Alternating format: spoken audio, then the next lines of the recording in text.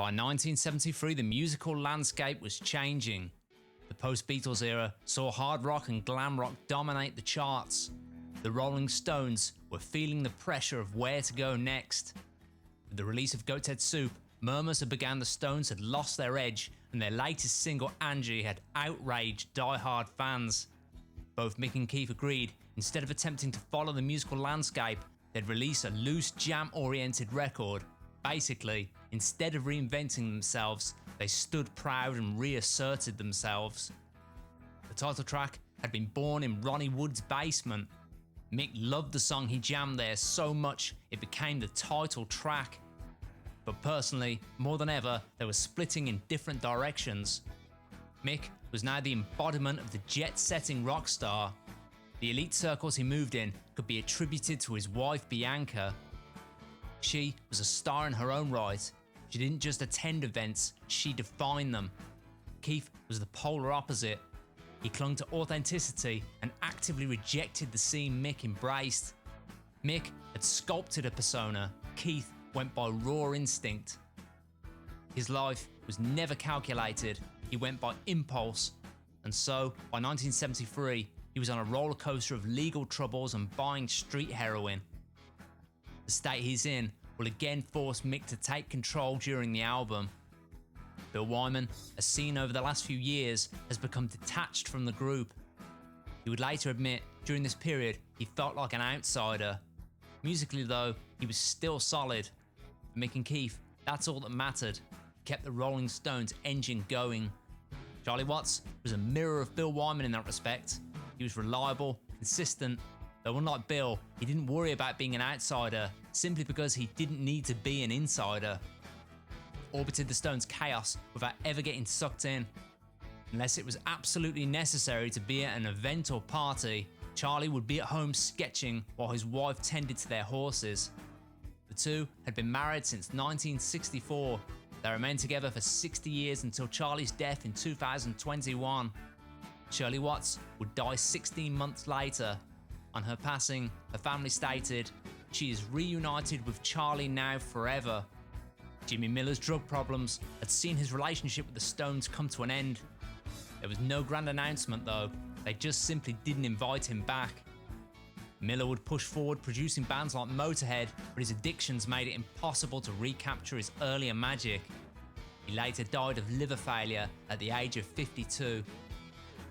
Going forward, for the first time since their Satanic Majesties, the Stones would produce their own album. Studio engineer Andy Johns would be assisting, but this was the end of the line for him too. His drug problems had escalated. Mick Taylor was becoming more disillusioned by the day.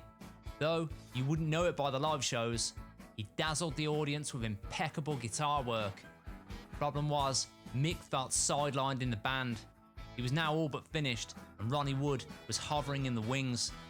Before the record is finished, Mick Taylor will announce his departure from the band. This is the story of the Rolling Stones, It's Only Rock and Roll. The latest release from the Rolling Stones, It's Only Rock and Roll, on Rolling Stones Records and Tapes.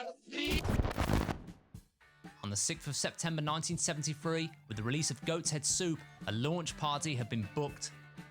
Launch was a chaotic event. Whether it was held at Blenheim Castle, the birthplace of Winston Churchill, or the Go-Go Club in London's Soho is unclear. What is clear is that Keith's wife Anita Pallenberg took over the event with her shenanigans. She turned up to the event loaded on heroin, dressed in a scruffy t-shirt and jeans, but when she saw the smartly dressed guests, she refused to come in. She sat in the black limo her and Keith had been chauffeured in and told him she would stay there all night. Keith shrugged, barely acknowledging her, and walked in. After just a few minutes, Anita came storming through the doors. The guests watched as a haggard-looking Anita screamed at Keith to leave with her, while the sound of Goat's Head Soup boomed through the venue's speakers. Probably what annoyed her more was Mick's wife Bianca standing by her looking the picture of elegance and grace. At this point, Mick discreetly suggested to Keith he get Anita out of there. Keith did. The couple then had a blazing row during the limo ride home. The next day, the group began their European tour to promote Goat's Head. It would start in the UK and end in Germany. Keith had convinced himself by this point his heroin addiction wasn't as severe while touring. He believed he sweated out a lot of the drug while performing. While on tour, the authorities caught up with Keith for his escapades at Nellcote. Keith and Anita were found guilty of possession and trafficking cannabis. They both received a 2-year suspended sentence, a fine of 5,000 francs, and a ban from France that lasted 2 years. In October back in England, Keith's second case was settled. He basically pleaded guilty and argued he wasn't guilty at the same time. He agreed the drugs and guns were found on his property, but so many people came and went they could have belonged to anyone. The court accepted this and Keith received a £205 fine. The European tour finished, the group was still fired up. Keith pushed for the recording of their next album to start immediately, and so recording would begin. Stones at this time were still operating as tax exiles. They decided now to record the bulk of their next album in Germany, Musicland Studios in Munich to be precise. Really, what had sold them was the privacy it offered.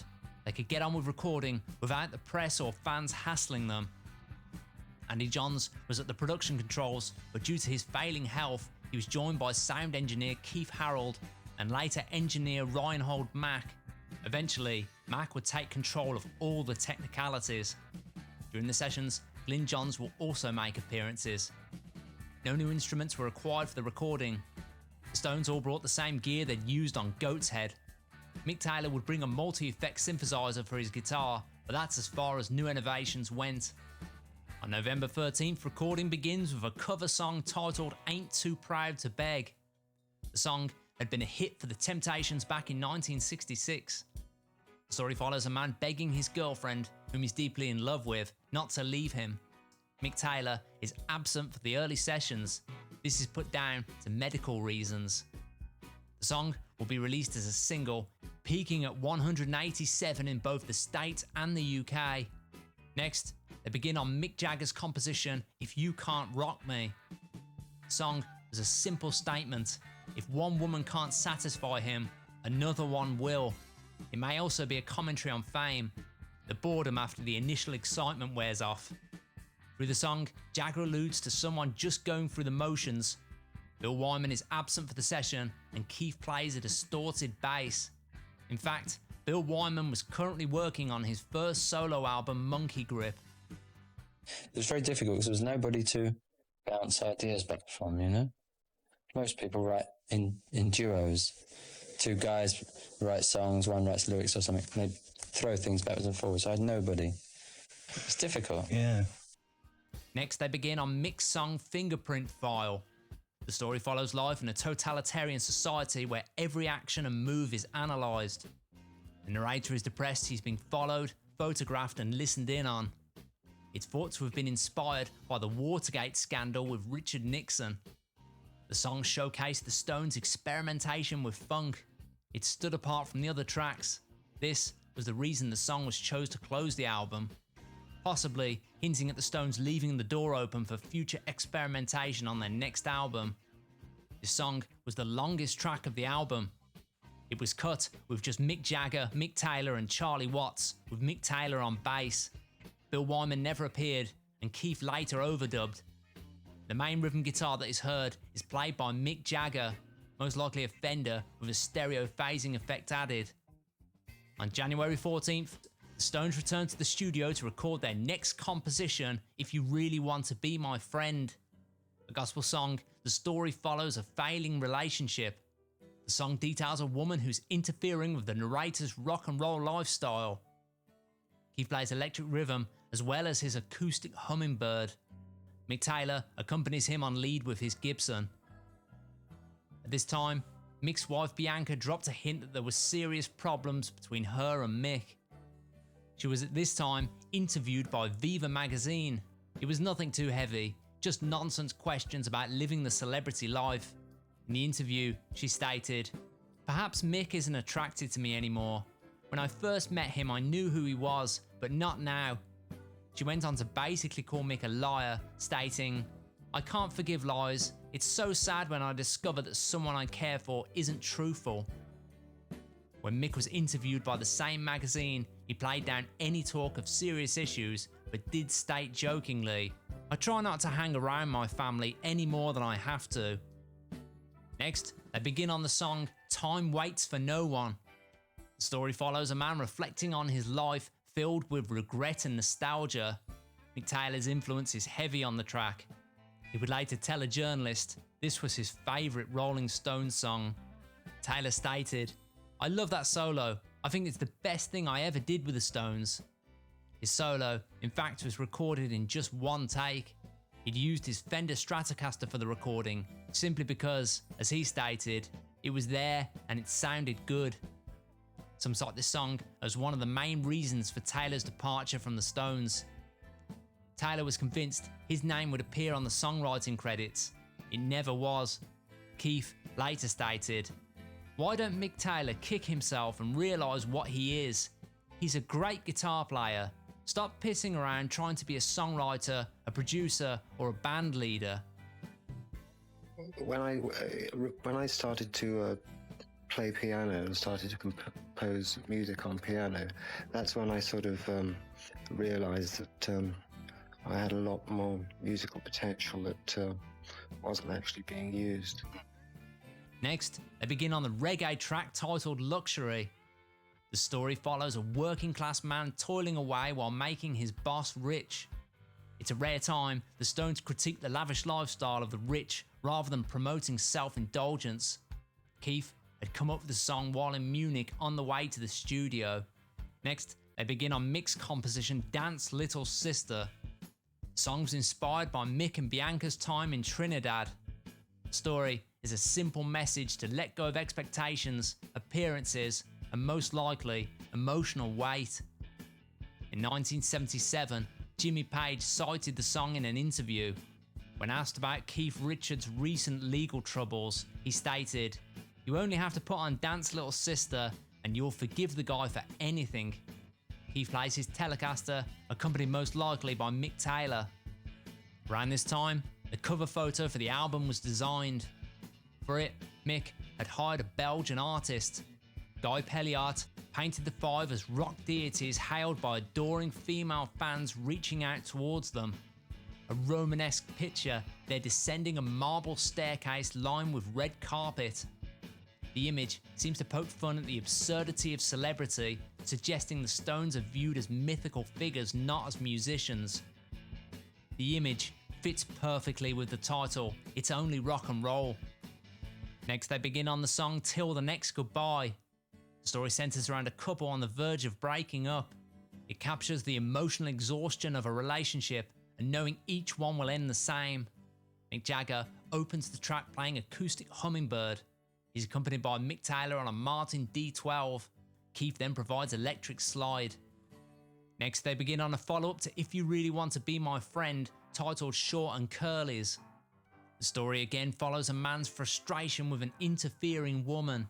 The difference in this version is the story is told by the perspective of the man's friend. His view, as the lyrics go, "She's got you by the short and curlies," basically meaning she has complete power over him. The song was actually recorded back in Jamaica while recording for Goat's Head Soup. It was reworked in Munich, then at Mick's house in Stargroves, before being finalised in London. Keith plays the rhythm guitar accompanied by Mick Taylor on Telecaster. Taylor also plays the distorted lead. At this time, Keith begins working with Ronnie Wood on his solo album. Keith and Ronnie were good friends. He'd often stay at his home when he and Anita were arguing. I went down there just one night to see what was happening, and I got roped in to do a guitar overdub. And after that, I lived there for a month. I didn't see daylight again. Mick Jagger too liked to spend time at Ronnie's house. For Ronnie's solo album, Mick and Keith had written 2 songs. In return, he would co-write the next track for Mick's song. When asked about writing his own solo album, Keith would shrug it off. He felt, without someone to bounce ideas off, it would just sound like the Rolling Stones but without Mick Jagger. On May 20th, the Stones begin on the final track for the album, "It's Only Rock and Roll, but I Like It." Obviously, they would shorten the phrase and use it for the album's title. As mentioned, Mick had co-written the track with Ronnie Wood. Unfortunately, this never got him a songwriting credit though. Inspired by Ronnie Wood would be written next to the song. No doubt, Ronnie would have preferred the royalties. The song was a message to those critiquing the Stones. Around this time, there were many voicing their opinion the Stones were past their prime. They were basically being compared to their own legend. The message of the song was music doesn't need to be profound to be powerful. Mick later stated, "I was getting a bit tired of people having a go. All that, it's not as good as their last one business." The song was actually recorded at Ron Wood's home studio. Both Mick and Ronnie played guitar, with Mick doing the vocals. Keith wasn't expecting much when he heard about the recording. He was pleasantly surprised. He stated, "It's damn good." Keith would remove some of Ron Wood's guitar parts, leaving his 12-string. In the space, he overdubbed his own guitars. Originally, David Bowie and Ron Wood sang backing vocals. These two were wiped. In June, a promo video shot for the single It's Only Rock and Roll But I Like It. The video was directed by Michael Lindsay Hogg, and the band were filmed wearing Victorian sailor suits, playing in a tent which eventually fills with foam. For the same shoot, publicity photos are taken. On the 14th of July, Keith played 2 shows with Ronnie Wood. Ronnie was now promoting his solo album. It was expected Mick would join them on stage, but he didn't. Keith would provide lead for one of the songs he wrote for Ronnie.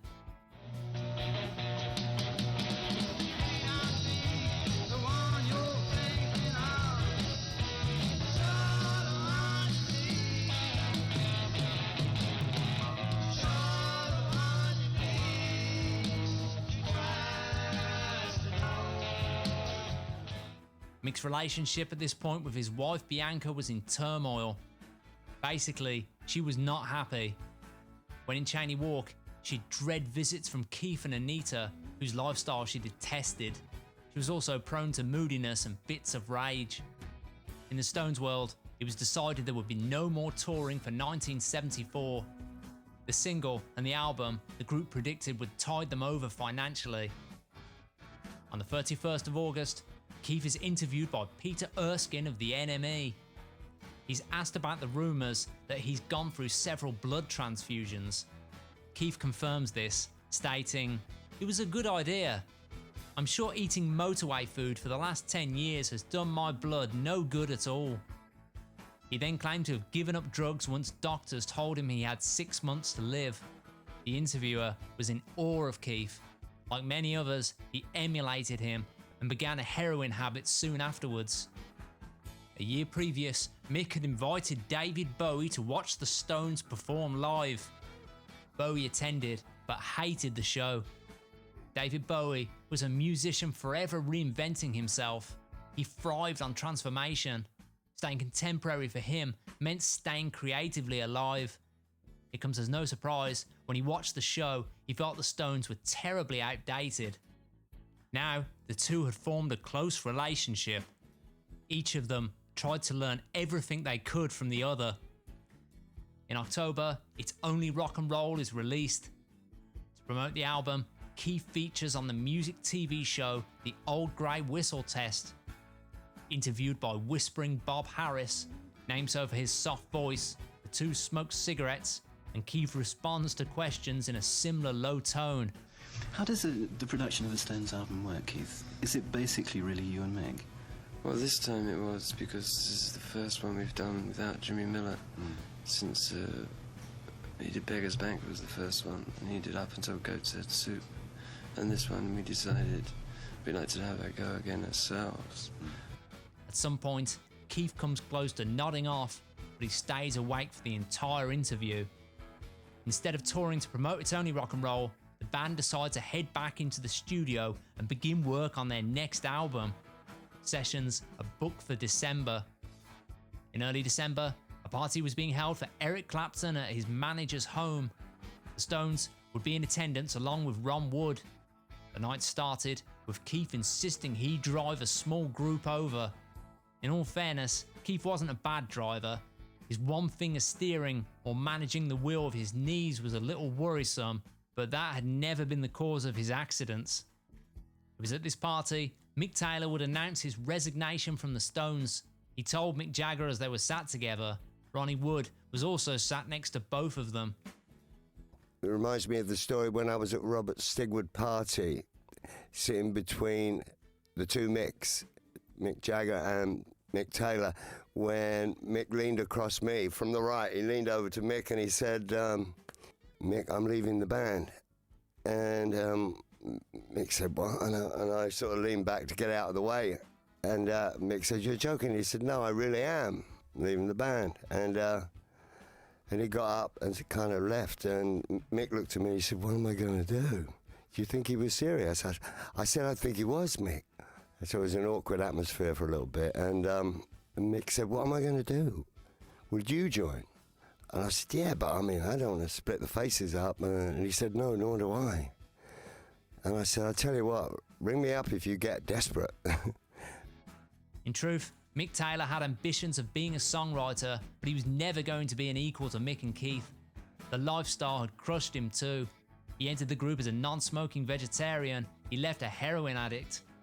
In truth, he would often think of the similarities between himself and Brian Jones. Mick Taylor never wanted to end up in that fate. He would later call himself the only guitarist to leave the Rolling Stones and live. Of course, he didn't tell the press this. His story was, he wanted a change of scene. Mick Jagger tried desperately to get him to stay, but it was no use. Jagger even suggested a break, but unfortunately, by this point, Mick Taylor was done. It's Only Rock and Roll was released on the 16th of October 1974.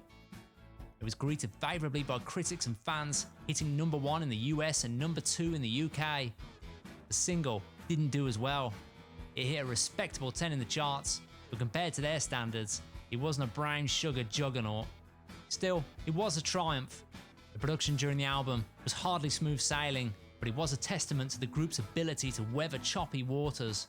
That's one thing the Stones did better than anyone else. As for Taylor, by this point, even rock journalists were pointing out the lack of credit given to him. When the album was released, a writer for the NME stated, Mick Taylor was involved in some of the actual compositions of these songs. Still, no credit. Taylor later stated, I was ripped off. His departure from the group had obviously been a shock. It's a shame, really. Just personally, because I enjoy playing with him very much. In another way, it's great because I look forward to playing with somebody else and find somebody nice.